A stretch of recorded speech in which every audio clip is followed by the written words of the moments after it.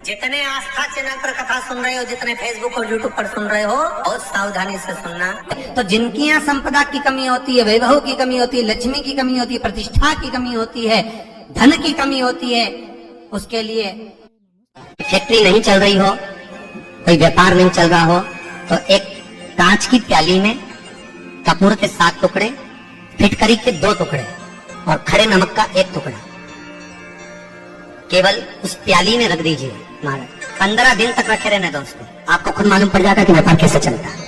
आनंद के अनुभव होने लगे, अपने आप व्यापार दौड़ेगा, अपने आप आपका व्यापार खूब बढ़ेगा। बेलपत्री आप शिवलिंग पर पहले चढ़ा रहे हैं, उसके बाद जल चढ़ा रहे हैं। दूसरा, जल चढ़ाने के बाद बेलपत्र चढ़ा रहे हैं। ये 2 अलग अलग क्रम है शंकर भगवान की पूजन के। आप समझ लीजिएगा जरा, ये प्रसंग कभी नहीं आया, आज आया है तो उसको समझ।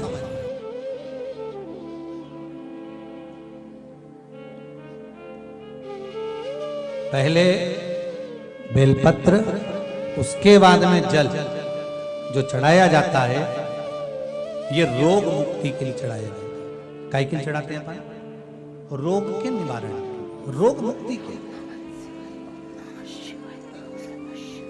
आप शिव मंदिर में जाकर दर्शन करेंगे तो 2 चीजें अपने को दर्शन करने को मिलेगी। एक भक्त आता है शंकर जी के मंदिर में, लोग भाव से पहुंचते हैं, तो पहले वो क्या करते हैं, पहले बेलपत्री चढ़ा देते हैं, फिर जल चढ़ा देते हैं। और एक भक्त जो शिव मंदिर में पहुंचता है, पहले जल चढ़ाता है, फिर बेलपत्र चढ़ाता है। दोनों का अलग अलग क्रम है, दोनों का अलग अलग भाव वर्णन है। पहला, अगर बेलपत्र चढ़ाया है और उसके बाद अगर शंकर भगवान पे जल चढ़ा रहे हो, तो ये रोग मुक्ति। जैसे बड़े रोग किसी को हो जाए, ओम नमः शिवाय, ओम नमः शिवाय, ओम नमः शिवाय, ओम नमः शिवाय, बेलपत्री चढ़ाने के बाद फिर जल चढ़ाए, ओम नमः शिवाय, ओम नमः शिवाय, ओम नमः शिवाय, ओम नमः शिवाय, ओम नमः शिवाय, ओम नमः शिवाय, ओम नमः शिवाय, ओम नमः शिवाय, ओम नमः शिवाय। श्री गणेशाय नमस्तुभ्यं श्री गणेशाय नमस्तुभ्यं हर हर महादेव। जय ओम ऐं ह्रीं क्लीं चामुंडा है विजय। कुछ कार्य के लिए आप, सिद्धता के लिए आप, अच्छे कार्य के लिए आप, मन की प्रसन्नता के लिए, आनंदता के लिए आप शिव आराधना कर रहे हो, आप शंकर की आराधना कर रहे हो, तो आप जल चढ़ाकर फिर बेलपत्री चढ़ाइए, उसका लाभ आनंद। आपने जल चढ़ाया, उसके बाद क्यों ठीक है मत जा। बस एक बात का स्मरण आपको होना चाहिए शिव महापुराण का, कि जब भी आप भगवान शंकर को बेलपत्र चढ़ाते हैं, बेलपत्र समर्पित करते हैं, बेलपत्र समर्पित करते समय प्रयास करा करें कि ये बेलपत्र को जब भी आप अभी मैं आएगा ना तो प्रयास करें कि बीच की जो पत्ती होती है बेलपत्र, मैं सूप बनाऊंगी। मध्य की जो पत्ती कौन कौन पिएगा? Super rice पिएगी? अंगुष्ठ से पकड़ा जाए, उसके बाद में आप फिर बेलपत्री को शिव पर समर्पित प्रयास। बेलपत्र जो हम भगवान शंकर को समर्पित करते हैं, उसका मध्य जो भाग होता है, बेलपत्री का जो 3 देवताओं का मध्य जो भाग होता है, उसको पकड़कर बेलपत्री को शिव को समर्पित करते हैं। पूर्व की कथाओं में यह भी वर्णन किया है कि बेलपत्री की डंडी का मुख कहाँ होना चाहिए। पूर्व की कथाओं में यह भी बताया गया है कि बेलपत्री की तीनों डंडियों के बीच में, तीनों पत्तियों के बीच में जो खाली जगह होती है, डंडी होती है, उसका क्या महत्व है, ये पूर्व की कथा में पहले बता चुके। पर आज जो क्रम चल रहा है कथा का, उसमें अपन जो समझ रहे हैं वो ये होना चाहिए कि आप किस कामना से जल चढ़ा रहे हैं, आपके जल चढ़ाने का क्रम क्या है।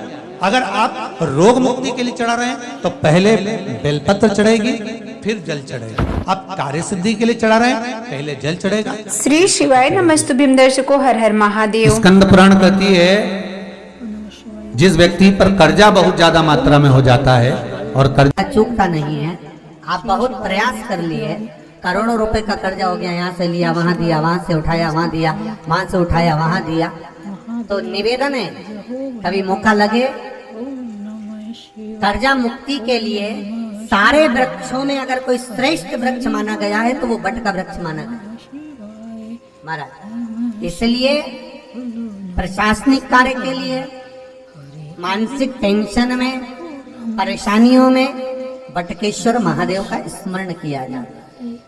और यदि निवेदन करूंगा, बहुत ज्यादा यदि आपको कर्जा हो गया, बहुत ज्यादा कर्जा हो गया और वो कर्जा चूक ही नहीं रहा, तो थोड़े दिन बड़ के पेड़ के नीचे आप बटकेश्वर महादेव के लिए 1 लोटा पानी, उसमें थोड़ा सा पिसा हुआ चावल पीस के गला लेना, चावल को और पीस लेना, पीस के उस पानी में मिला लेना और मिलाकर उसमें थोड़ी सी हल्दी पीसी हुई डालकर बटकेश्वर महादेव के नाम से बड़ के पेड़ के नीचे अपनी कामना कर कर जो कर्जा हुआ है उस कर्जे का भान देते हुए, स्मरण देते हुए छोड़ दी।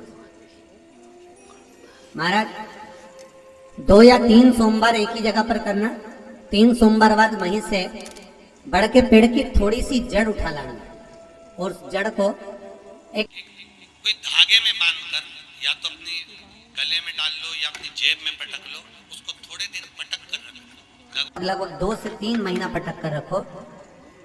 वो जड़ जैसे बड़ का पेड़ विस्तार होता है, पानी गिरे ना गिरे, जल वृष्टि हो ना हो, गर्मी पड़े ना पड़े, उसको कोई फर्क नहीं पड़ता। बड़ का वृक्ष आप रूप फैलता जाता है, उसकी जड़ें अपने आप प्रबल होती है। उसी तरह ये बटकेश्वर महादेव कहीं से भी अगर जड़ आपके पास में रखी है 1 महीना, 2 महीना, 3 महीना तक, तो ये जड़ अपने आप लक्ष्मी को पकड़कर खींच कर लाती है और कर्जे से मुक्त कर देती है।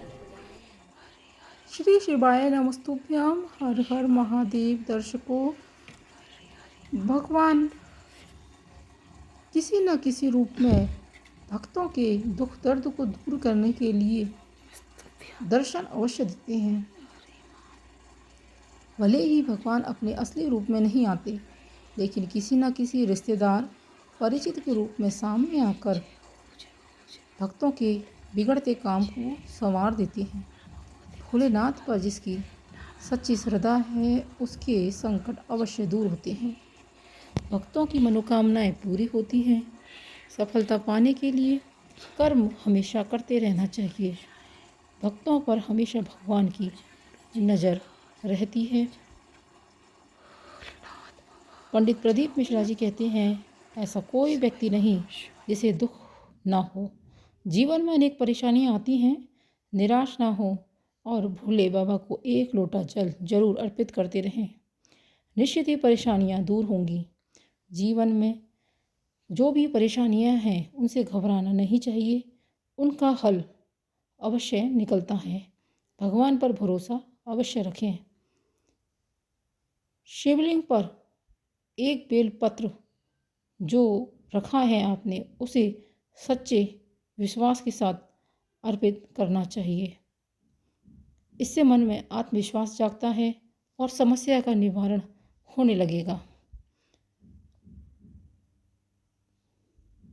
अगर पत्नी 1 लोटा जल शिवजी पर अर्पित करती है और बेलपत्र पीसकर इसे अपने बच्चे को खिलाती है, तो इससे जो बच्चे बोलते नहीं हैं या बचपन से ही उनको यह परेशानी है कि बच्चे बोल नहीं पाते हैं, तो कुछ ही दिनों में बच्चे बोलने लगते हैं। वाणी से संबंधित जो भी समस्याएं होती हैं, इस उपाय को करने से दूर होने लगती हैं। भक्तजनों, अगर आपको यह वीडियो पसंद आया है, इस वीडियो को लाइक कीजिएगा, शेयर कीजिएगा, कमेंट बॉक्स में कमेंट करना ना भूलिएगा। चैनल पर नए आए हैं तो चैनल को सब्सक्राइब ज़रूर कर लें, साथ ही नोटिफिकेशन बेल को भी प्रेस कर लें ताकि वीडियो अपलोड होते ही इसकी जानकारी सबसे पहले आपको मिल सके। मिलते हैं अगले वीडियो में। श्री शिवाय नमस्तुभ्यम। श्री शिवाय नमस्तुभ्यम। हर हर महादेव। दर्शकों, धन्यवाद।